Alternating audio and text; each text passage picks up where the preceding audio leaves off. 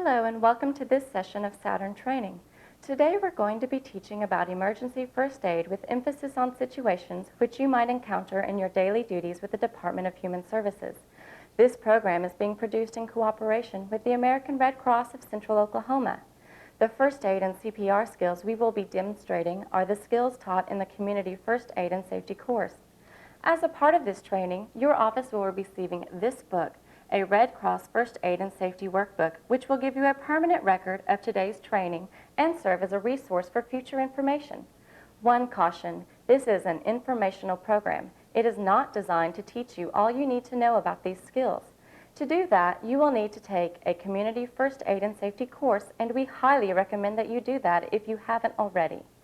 Before starting, please remember to sign in so that you will receive proper credit for this training.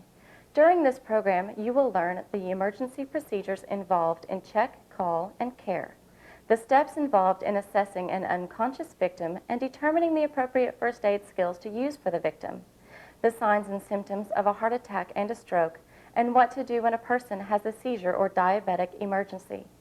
None of us ever expects to come face to face with a medical emergency, but some of us inevitably will.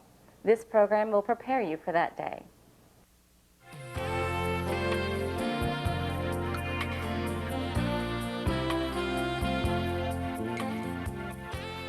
It's a beautiful day. One of those wonderful days when you don't have a care in the world. No problems with a job and you're glad to be going to work. You're off to a great start. Morning. So much for that great start. Big question, what to do now? Well, it's obvious there's no one else around, so it's up to you, and it doesn't look like you have a lot of time. What do you do first? The first step is to find out if the person is conscious or unconscious. If unconscious, you have a major medical emergency.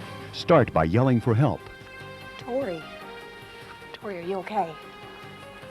Tori, help. No, I mean Tori, really are you yelling. all right? Help!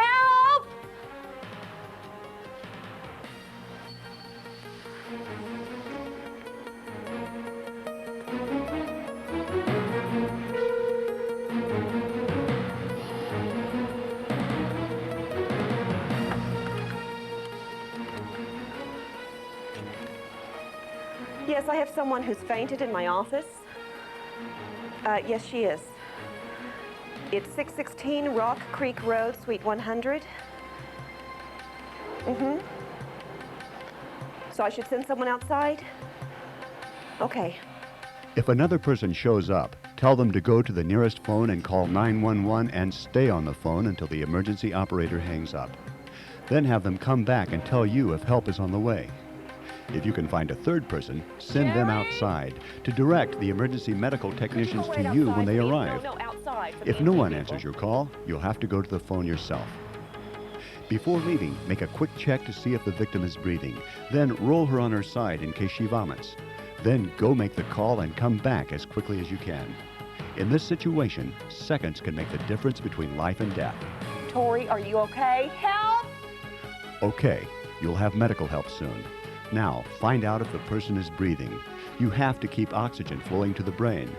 To demonstrate the best way of doing this, let's call in an expert. Gilbert Guttrich from the Red Cross. Gilbert? The proper care for a victim who has fainted is to first of all make the victim comfortable, maintain body temperature, and determine whether the victim is breathing. The first motion is to open the airway by putting one hand on the forehead, the fingers of the other hand on the bony part of the chin, tilting the head back slightly. This lifts the base of the tongue off the back of the throat. Look at the chest, listen with your ear, and feel with your cheek to see if you can determine any breathing. And you have to leave the victim for any amount of time, or if the victim is vomiting, position the victim on their side. Move the far arm up, put one hand on the shoulder, the other hand under the knee, and roll the victim in one piece so that this leg keeps them from rolling completely over. Then if they vomit, they will be in a position where their mouth will clear.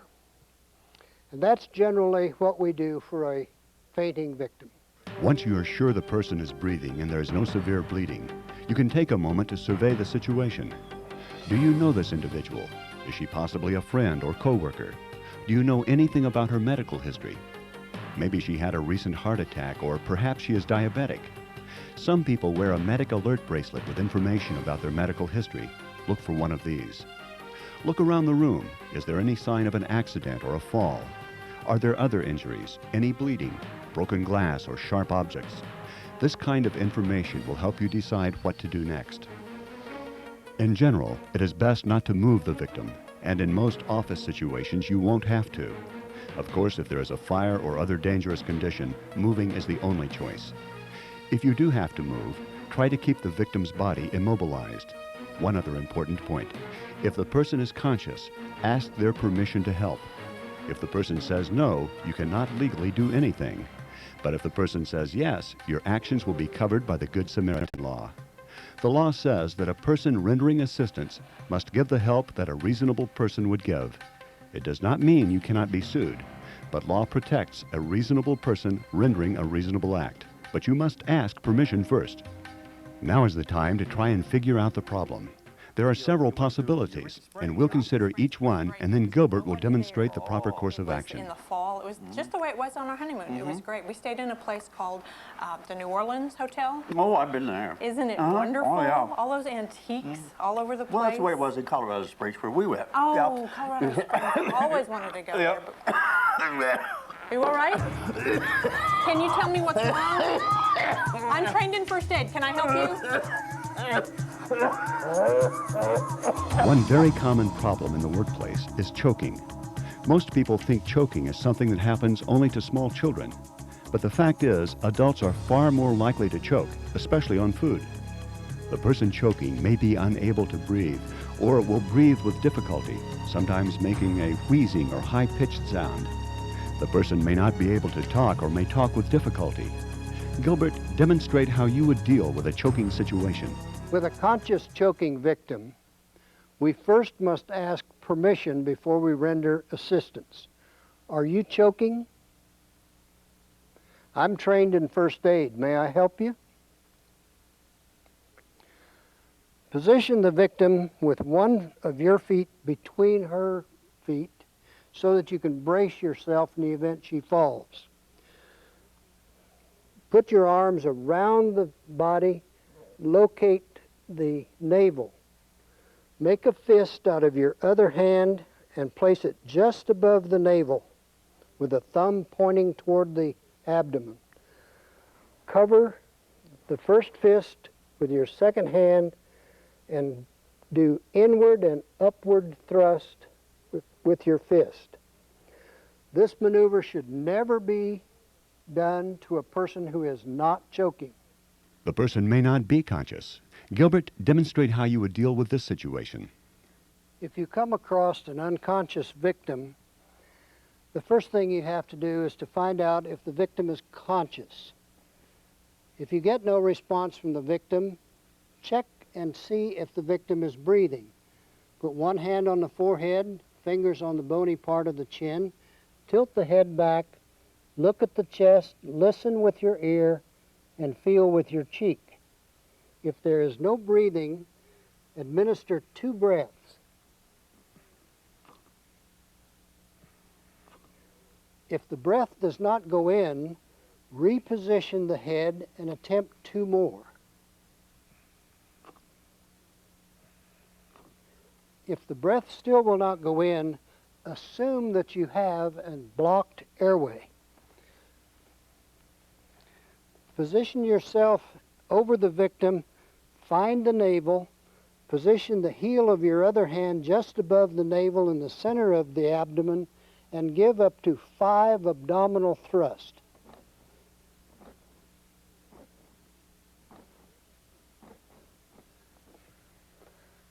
Return to the victim's head and do a finger sweep.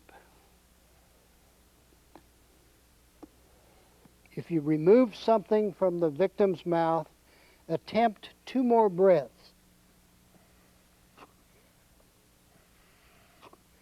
If the breaths go in, you can assume you've cleared the airway. Another very common medical emergency is heart attack. It is estimated that 70 million Americans suffer from some form of cardiovascular disease, and 3 million die from it each year. Of these, What do you more than think half about are heart any attacks. rearrangement on this for clarity? It seems pretty clear to me. I think the caseworkers could understand it, but maybe a few changes.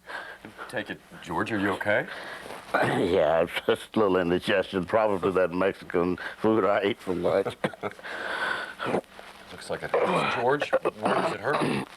Well, right here in my chest, kind of goes over into my arm. George? George!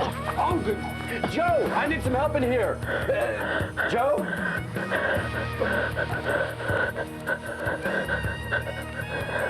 Yes, I need an ambulance, please. Yes, George, he's still conscious. Yes, he's breathing shortly. He had a pain in his chest. He's sweating. Yes, at the county, yes, at the County Department of Human Services. 401 Main. Room 201. We'll have somebody that'll wait outside for you.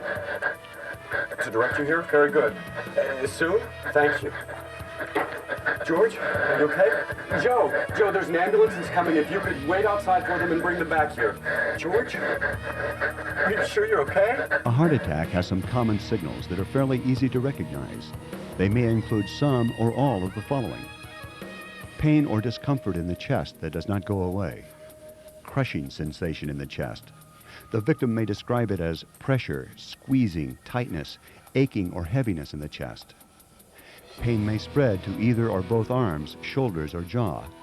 Difficulty breathing. The skin may be pale or bluish, especially around the face. Face may be damp with sweat. Pulse faster or slower than normal. Nausea. Many heart attack victims vigorously deny that there's anything serious happening, so you may need to encourage them to accept help. Don't let them go off into another office and close the door. They may die before anyone knows they're in trouble. In case of a suspected heart attack, ask the victim if you can help. Ask about their symptoms, call 911, and keep the victim comfortable.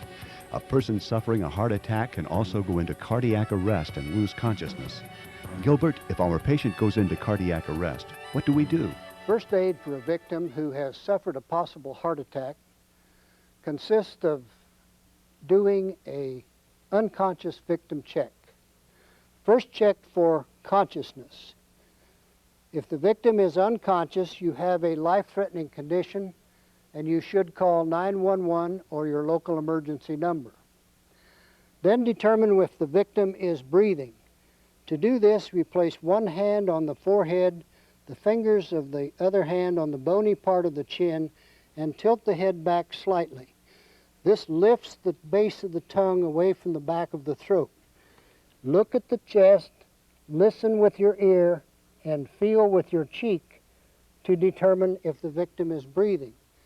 If the victim is not breathing, pinch the nose and administer 2 breaths.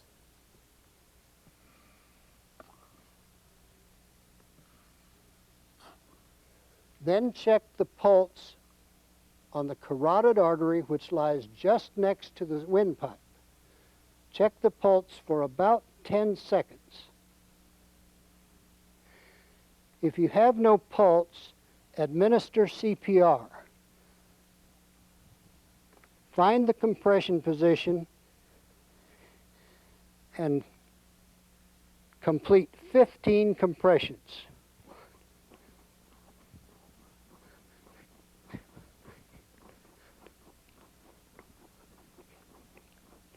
Followed by 2 breaths.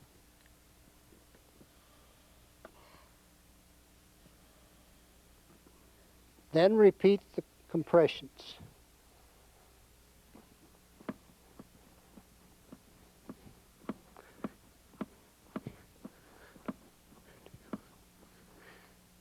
Followed by 2 breaths.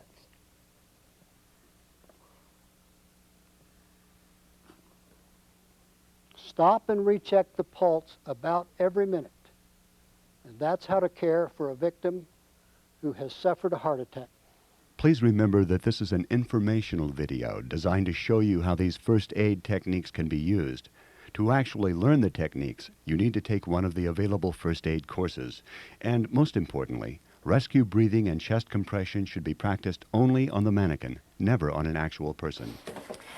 So what are you doing for lunch today?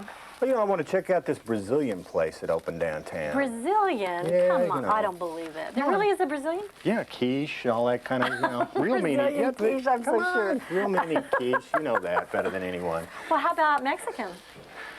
Mexican. Yeah, a bunch of us were thinking about going out, having a little fiesta. What were we just talking about? I feel strange. We were talking about lunch. Are you okay? Yes. No. Are you sure? I feel strange. Another possibility for your emergency awareness is a seizure. In the workplace, this will likely be caused by a chronic condition known as epilepsy, although other medical conditions can also cause seizures. About 2 million Americans have epilepsy. It is usually controlled with medication. Still, some people have seizures from time to time, and others forget to take their medication. Seizures range from mild blackouts that others may mistake for daydreaming to sudden, uncontrolled muscular contractions or convulsions lasting several minutes. The symptoms of a seizure may include uncontrollable muscle spasms, rigidity, loss of consciousness, loss of bladder and bowel control, vomiting, and possibly breathing that stops temporarily. It is frightening to observe a full-blown seizure, but remember, most seizures last for only a few minutes, and the person usually recovers with no problems. However, you should call EMS if the seizure lasts more than a few minutes, the victim has repeated seizures, the victim appears to be injured, you are uncertain about the cause of the seizure, you know the victim is a diabetic, you know the person has not had a seizure before, the seizure takes place in water, the victim does not regain consciousness after the seizure. Gilbert, how would you treat our patient if she were having a seizure? Proper care for a seizure victim means to get everything out of their way so that they cannot hurt themselves during the seizure. Protect the head above all. Don't try to stop the seizure. Don't try to put anything in the victim's mouth. If a seizure victim bites their tongue or the inside of their cheek, it will be a minor injury. Allow the victim to complete the seizure, and if the seizure lasts for a long period of time, call 911 or your emergency number, and watch the victim after the seizure is over, because many times a seizure victim will go right into another one, and you would want to be there at that time. Diabetes is one of the leading causes of death and illness in the United States and can lead to a long list of other medical problems such as kidney disease, blindness, heart disease, and stroke. I think that if we had Judy Westcott go and Sandy, What's the matter? I'm not feeling. Didn't you tell me once you were diabetic? Yeah. Have you had anything to eat today? I skipped breakfast and I'm feeling really dizzy. Can I get something? Oh, I've got orange juice. Orange juice. Here. Take small sips. Diabetes is the result of the body's inability to maintain a balance between insulin and sugar.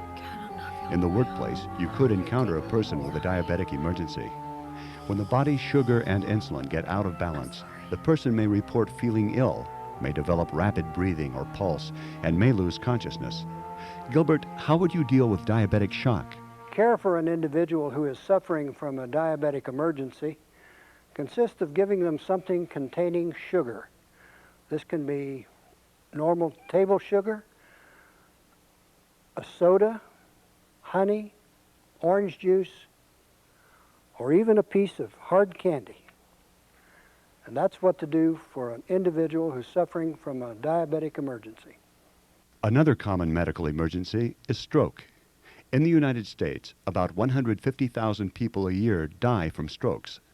A stroke is caused by a disruption in blood flow to the brain, usually by a clot in a blood vessel and sometimes by bleeding from a weakened artery. The symptoms are often dramatic. We're gonna go to Epcot and Disney and Universal Studios and. Oh, you'll have a great time. Oh, I'm very excited. Well, we need to get together before then, so let's. Oh, okay, for the tell me a meeting. date. Yes, yeah. right. Okay. Now look. Okay. Here is my wedding, and then I'm gonna be gone until. You okay? Huh. Cassandra, you all right? Here, sit down. Sit down, sweetie. What's wrong? Cassandra, talk to me. Tell me what's going on. Are you okay? Hey, Chris, can you come in here, please? There's something wrong with Cassandra. Are you okay? Are you all right? Can you talk to me? No. Hey, Chris, can you please come in here?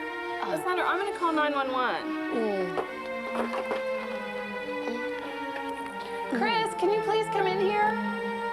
Yes, my friend, there's something wrong. She's not able to talk to me, and there's something wrong with her arm. Yes, she's conscious, but she can't talk to me. I'm at the county DHS office on 4th Street. Room 5.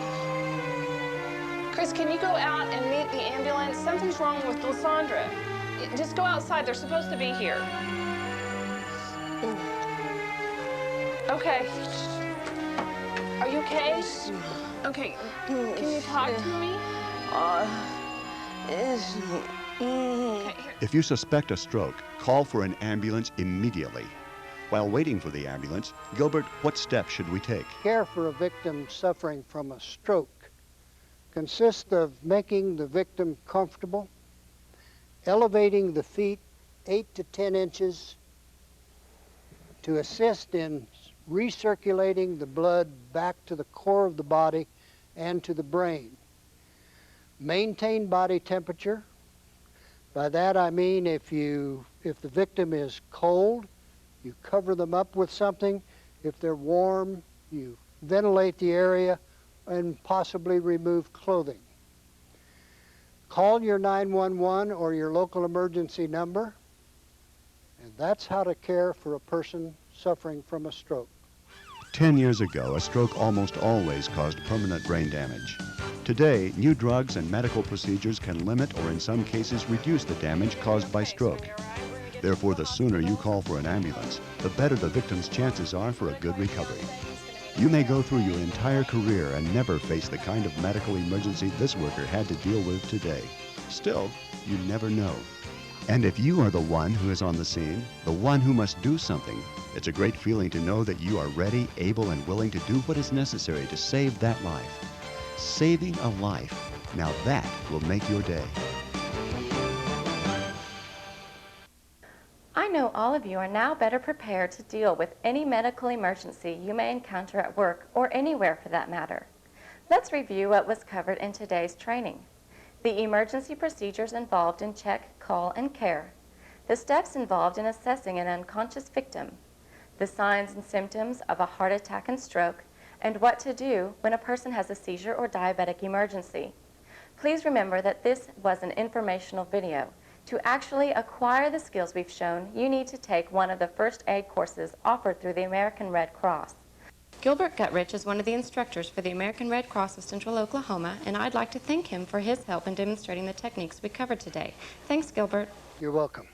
Also, your office will be receiving a copy of this first aid book as part of today's training. It will serve as a useful reminder of the material covered today and as a reference for the future. If you haven't signed in, be sure to do that before you leave the room. Thanks for your participation and have a good day.